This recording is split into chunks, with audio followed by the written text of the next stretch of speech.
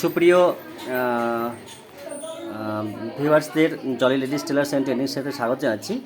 মামি আজকে এসেছি অনেকদিন পরে সেন্টারে, সুযোগ না পাওয়ার জন্য, তবুও খুব সমস্যা নিয়ে আজকে এই কাজটি কমপ্লিট করার ইচ্ছা নিয়ে এসছে। তো সেই কাপড়টি কাটছে।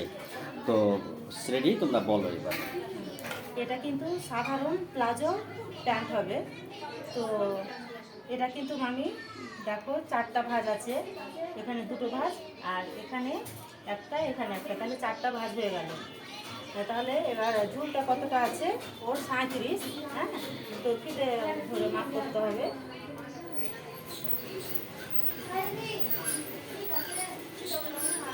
তো যতটা ঝুল হবে তা থেকে কিন্তু 4 ইঞ্চি বেশি নিতে হবে। তো 4 ইঞ্চি কেন বেশি নিতে হচ্ছে, এখানে ইলাস্টিক বা দড়ি দেওয়ার জন্য এটা 2 ইঞ্চি নিতে হবে, ঠিক আছে। আর এই জায়গাটা, এটা প্লাজো প্যান্ট হচ্ছে, এখানে 2 ইঞ্চি না নিলেও হবে, 1 থেকে 1.5 ইঞ্চি নিলেই হবে। তো কতটা হচ্ছে ঝুল, 37। হ্যাঁ, 4 ইঞ্চি বেশি হচ্ছে। তো তাহলে থেকে যাক, হ্যাঁ থেকে যাক 4 ইঞ্চিটা। তাহলে হ্যাঁ, তাহলে এখানে এটা, হ্যাঁ হ্যাঁ ইলাস্টিক দেওয়ার জন্য 2 ইঞ্চি, তো এখানে আবার 2 ইঞ্চি দিতে হবে। হ্যাঁ,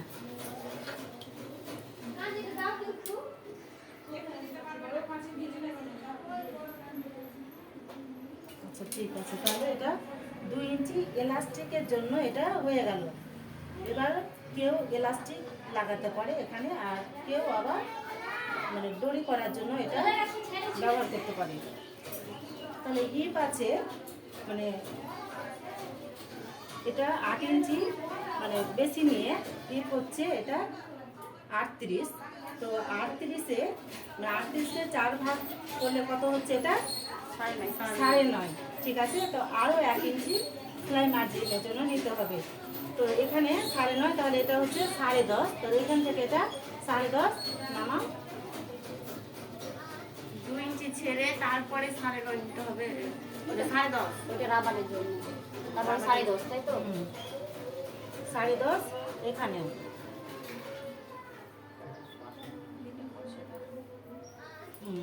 এবার দাগটা দিয়ে নিতে হবে। এখানে আর সেলাই দেবো কি, এক চাপ সরিয়ে স্কেলটা ওই পারে বসবে। হ্যাঁ,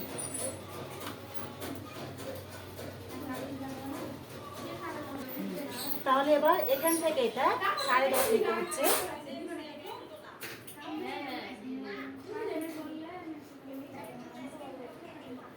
এখানে 10.5।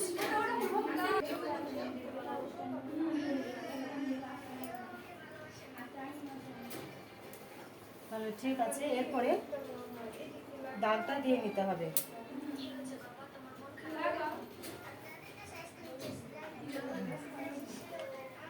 তাহলে মামি কিন্তু এখানে 10.5 হলো, এখানেও 10.5 হলো। এবার এই জায়গাটা এখানে কিন্তু 1.5 ইঞ্চি বা 2 ইঞ্চি বেশি নিতে হবে, কিন্তু এখন না। এবার পায়ের মোহরটা কতটা আছে, আচ্ছা। মামি পায়ের মোহরটা 11। তাহলে 11 হাতে কত হচ্ছে, 5.5, ঠিক আছে। তো একদম খুব কম হয়ে যাচ্ছে তো ওরকম। তাহলে পায়ের মোহরটা আমি, হ্যাঁ 16 অর্ধেক 8 হচ্ছে। তো মামি 8-এ দাগ দিবে, 8 ইঞ্চিতে, ঠিক আছে। এরপরে এই স্কেলটা নিয়ে এবার এখান থেকে এটা 2 ইঞ্চি নিতে হবে, এই দাগ থেকে 2 ইঞ্চি। আচ্ছা ঠিক আছে। হ্যাঁ, এরপরে এই দাগের সাথে এই দাগটায়, হ্যাঁ স্কেল বসে লম্বা দাগটা দিয়ে নিতে হবে। মেয়েগুলোর জন্য একবারে অন্ধকার হয়েছে।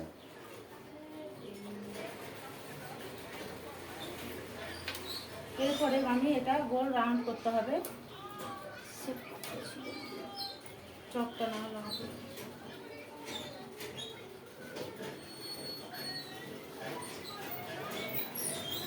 হয়ে গেল।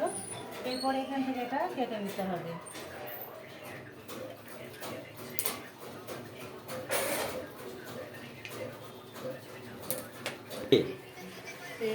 এটা খুব সুন্দর হয়ে গেছে। তো এই জিনিসটা খুব সুন্দর হয়েছে।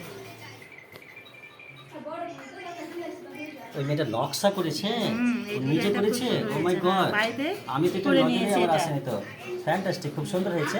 কিন্তু এখানে একটু আমার সন্দেহ আছে, এই যে নেকলাইনটায় আমার সন্দেহ আছে, কারণ ওটা বলছি আমি পার্সোনালি, ঠিক আছে, ওটার ফিনিশিং আসতে হবে। ওকে, তাহলে আমি এটা বুঝতে পারা গেছে, তোমরা বুঝতে পেরেছো?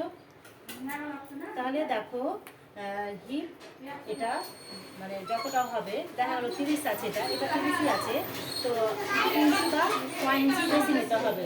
হ্যাঁ, তো এটা আমি 8 ইঞ্চি বেশি নিয়েছি, ঠিক আছে। এটা এখান থেকে এটা 8 ইঞ্চি বেশি নিয়েছি, এখানেও 8 ইঞ্চি বেশি নিয়েছি। তাহলে এটা 30 ছিল। হ্যাঁ, এবার 30 ছিল রেডিমার্ক, এবার 8 ইঞ্চি বেশি নিয়ে কত হয়েছে? 38। তাহলে এবার 38কে আমি 4 ভাগে যা পেয়েছি এটা নিয়েছি। হ্যাঁ, নেওয়ার পরে এখান থেকে এটা 2 ইঞ্চি বেশি নিয়েছি। আর এটা কিন্তু এখানে যতটা মানে 38কে 4 ভাগে ভাগ করে পাওয়া গেছে, এটা অতটাই না হয়েছে, ঠিক আছে। তাহলে আমি তোমাদের বুঝাতে পেরেছি। আর এই জায়গাটা পায়ের মহড়াটা এটা কিন্তু 16 আছে, তো 16-র অর্ধেক কিন্তু 8 না হয়েছে। তো এটা কিন্তু সাধারণ প্লাজো প্যান্ট, ঠিক আছে। এটা তাহলে হয়ে গেছে। কেটে দেবে নাকি? হ্যাঁ, এবার শুধু এটা দাগ দাগ এইভাবে কেটে দিবে।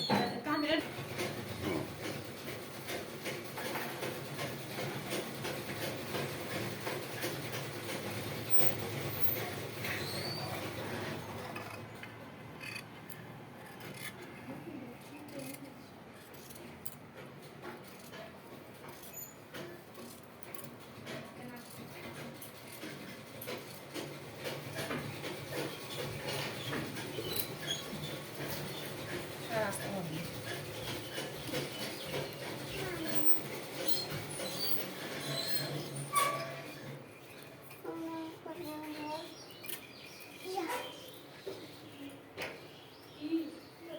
চলো কাটিং হয়ে এরপরে আমি দেখো তোমাদের এটা খুলে দেখাচ্ছি।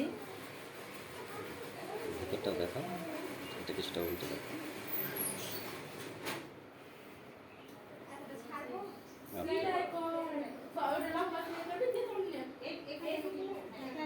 এটা তাহলে হয়ে গেল। হ্যাঁ, তাহলে দেখো তোমরা এটা বুঝতে পেরে গেছো। তাহলে দেখো কাটিংটা মানে আমি বুঝিয়ে বলতে পেরেছি, আর তোমরা দাগ দিয়ে মানে কাটলা। তো দেখো তাহলে এটা মানে শেষ হয়ে গেল কাটিং।